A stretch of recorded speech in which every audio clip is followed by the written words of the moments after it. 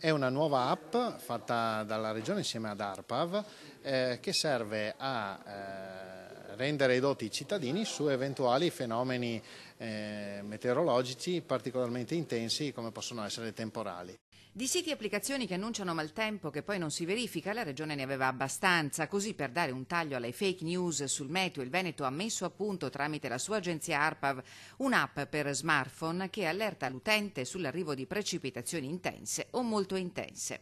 Quando un temporale di classe intenso o molto intenso, a seconda della classazione che uno ha scelto, entra nella circonferenza corrispondente al raggio che lui ha scelto, gli arriva automaticamente sul cellulare un push, un segnale, e questo gli consente di andare a vedere all'interno della app come si stanno muovendo i temporali.